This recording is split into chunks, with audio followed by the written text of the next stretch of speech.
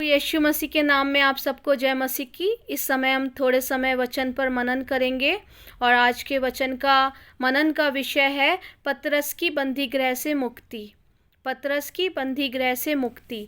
इसके लिए हम देखते हैं आज हम जिस वचन पर मनन करेंगे वो है पतरस की बंदी गृह से मुक्ति, जो हम देखते हैं प्रेरितों के काम उसका 12 अध्याय उसकी 1 से आगे की आयतों में।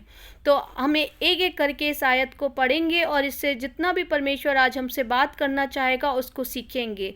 ये उस समय की बात है जब राजा हेरोदेस यहूदिया पर राज किया करता था। यह उस समय की बात है जब राजा हेरोदेस यहूदिया पर राज किया करता था। हम प्रेरितों के काम उसके 12 अध्याय की पहली आयत में देखते हैं। उस समय राजा हेरोदेस ने कलीसिया के कई व्यक्ति को सताने के लिए उन पर हाथ डाले और उसने यूहन्ना के भाई याकूब को तलवार से मार डाला। और जब हेरोदेस को ये पता लगा यहूदी लोग ऐसी मृत्यु से आनंदित होते हैं, उसने पतरस को भी पकड़ लिया। उसने उसे पकड़कर बंदी गृह में डाला और 4-4 सिपाहियों के पहरे में रखा। इस विचार से फंसे के बाद उसे लोगों के सामने लाए। बंदी गृह में पतरस बंद था, परंतु कलीसिया उसके लिए लौ लगाकर प्रार्थना कर रही थी। यहाँ पर एक हम सामूहिक प्रार्थना का उदाहरण देखते हैं।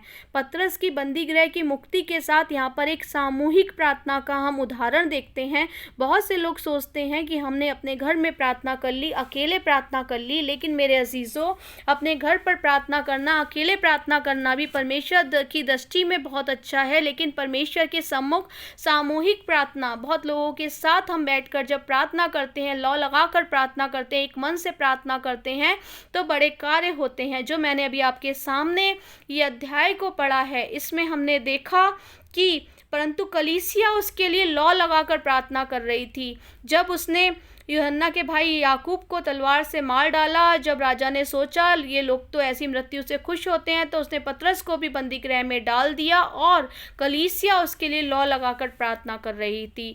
इसमें हमारे जो जानने का विषय है, मनन का विषय है, वो ये है कि कलीसिया उसके लिए लौ लगाकर प्रार्थना कर रही थी। मेरे अजीजों, क्या आज हमारी कलीसियाएं, हम अपनी कलीसियाओं में हमारे लोगों के लिए लौ लगाकर प्रार्थना कर रहे हैं? अगर हम कर रहे हैं तो हम प्रभु का धन्यवाद दे सकते हैं, लेकिन अगर आज हम लौ लगाकर प्रार्थना नहीं कर रहे हैं तो हमें ये आवश्यकता है कि हम अपनी ही चिंताओं में, अपनी ही परेशानियों में ना घिरे रहें। अपने अजीज भाई बहनों के लिए जो परमेश्वर के कार्यों के लिए निकले हैं, उनके लिए लौ लगाकर प्रार्थना करें, अपने लोगों के लिए लौ लगाकर प्रार्थना करें। मेरे अजीजों, यहाँ हम देखते हैं सामूहिक प्रार्थना की ताकत। सामूहिक प्रार्थना में कितनी ताकत होती है। जब हम लौ लगाकर एक विषय के लिए प्रार्थना करते हैं, बहुत से विश्वासी जन बैठकर, तो उसकी क्या ताकत होती है। आज क्या कलीसिया में ये भावना बची है कि वो एकजुट होकर किसी एक व्यक्ति के लिए लौ लगाकर प्रार्थना करे? अगर है तो हालेलुया, प्रभु बहुत आशीष दे। नहीं है तो हमें लाने की आवश्यकता है, क्योंकि वचन बताता है धर्मी जन की प्रार्थना के प्रभाव से बहुत कुछ हो जाता है। परमेश्वर का वचन बताता है जहाँ 2 या 3 मेरे नाम से इकट्ठा होते हैं, उनके मध्य में मैं होता हूँ। इसमें जानने का पहला विषय ये है कि हम किसी साधारण व्यक्ति के लिए क्या इतनी प्रार्थना सामूहिक रूप से करते हैं? क्या हम किसी भी साधारण व्यक्ति के लिए लौ लगाकर प्रार्थना कर सकते हैं? रात भर जगकर प्रार्थना कर सकते हैं? कलीसिया में सामूहिक प्रार्थना कर सकते हैं? क्या हम किसी पर्टिकुलर पर्सन के लिए अपने जीवन में इतना बोझ रखकर और लौ लगाकर प्रार्थना कर सकते हैं कि हम सिर्फ उसी विषय में, उस व्यक्ति के विषय में, उसकी सुरक्षा के विषय में प्रार्थना करते रहें? अगर हम कर पा रहे हैं तो प्रभु का अनुग्रह हम पर है, और हम नहीं कर पा रहे हैं तो हम प्रभु से सहायता मांगे कि हम भविष्य में ऐसा कर पाएं। तो पतरस के विषय में कलीसिया जानती थी, वो प्रभु का चुना हुआ, कलीसिया की को उसकी अहमियत का एहसास था। पतरस के विषय में कलीसिया जानती थी कि वो प्रभु का चुना हुआ है और उसकी अहमियत का उस कलीसिया को एहसास था कि उसका जीवित रहना, बचाया जाना आवश्यक है।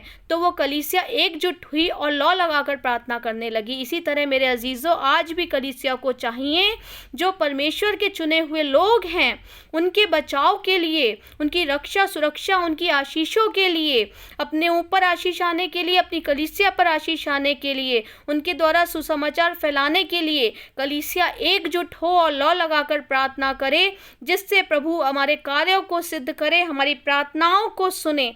जिस तरह इस कलीसिया की प्रार्थना, जब कलीसिया लौ लगाकर प्रार्थना कर रही थी तो वो प्रार्थना सुनी गई और पतरस को छुड़ाया गया। तो हम इसके आगे की आयतों में क्या देखते हैं कि कलीसिया की लौ लगाकर प्रार्थना करने का प्रभाव क्या हुआ। हम प्रेरितों के काम 12 अध्याय की 6 से आगे आयतों में देखते हैं। जब हेरोदेस उसे लोगों के सामने लाने को था, उसी रात पतरस 2 जंजीरों से बंधा हुआ 2 सिपाहियों के बीच में सो रहा था।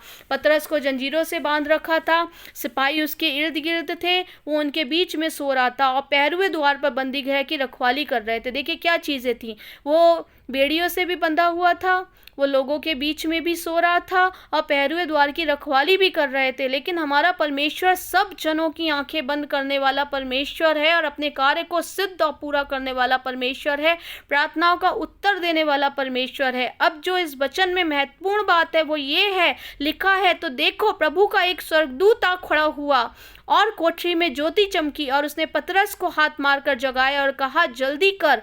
और उसके हाथों से जंजीरें खुलकर गिर गईं। जब प्रभु का स्वर्गदूत उसे सपने में दिखा तो उसकी जंजीरें हाथ से टूट गईं। उसने उसके हाथ मार के कहा, जल्दी कर।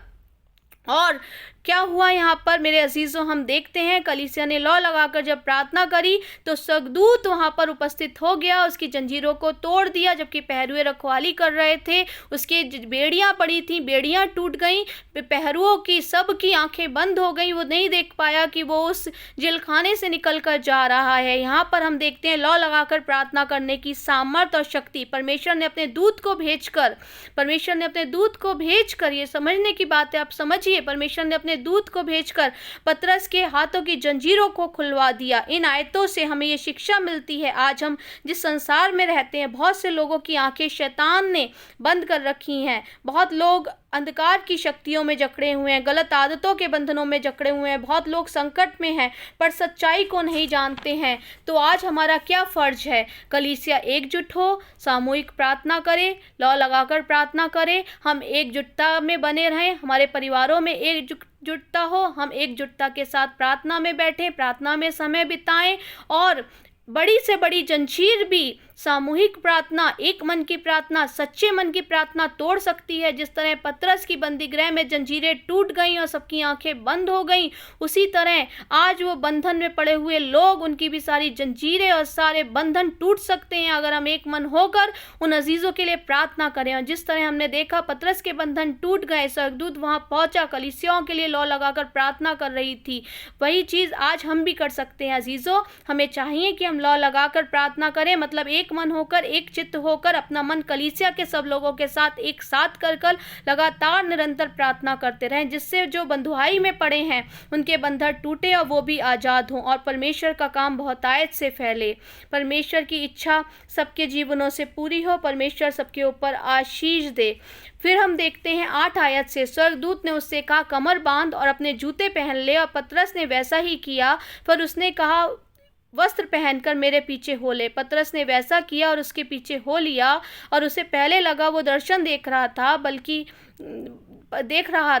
लौ लगाकर प्रार्थना करने का उत्तर ये निकला कि इतने सख्त पहरे के बावजूद भी पतरस बहुत आसानी से बंदी गृह से मुक्त हो गया। पतरस जब तक ये सारे कार्य कर रहा था, जब तक उसे लग रहा था कि वो कोई दर्शन ही देख रहा है, लेकिन जब उसे कहा गया जूती पहन ले, कपड़े पहन ले, सारे कार्य कर ले, और जब वो वहाँ से बाहर आया तो जब उसे लगा कि वो कोई सपना नहीं देख रहा, कोई स्वप्न नहीं है, वो उस बंदी गृह से मुक्त हो गया है, तो पतरस कितना आनंदित हुआ होगा परमेश्वर के कामों को देखकर। इससे हम देखते हैं मेरे अजीज़ों, प्रार्थना बहुत सामर्थी है और प्रार्थना के द्वारा हम बड़े से बड़े युद्ध को जीत सकते हैं। प्रार्थना के द्वारा हम बड़े से बड़े युद्ध को परमेश्वर की सहायता से जीत सकते हैं, बड़े से बड़े संकट टल सकते हैं, बंधन बेड़ियां टूट सकती हैं और पल भर में परमेश्वर सब कुछ बदलने की सामर्थ्य रखता है। जब परमेश्वर पतरस को बंदी गृह से मुक्ति दे सकता है, एक कलीसिया के लौ लगा के प्रार्थना करने की वजह से और पतरस की विश्वास योग्यता की वजह से, क्योंकि पतरस से परमेश्वर पतरस का चुने हुआ था।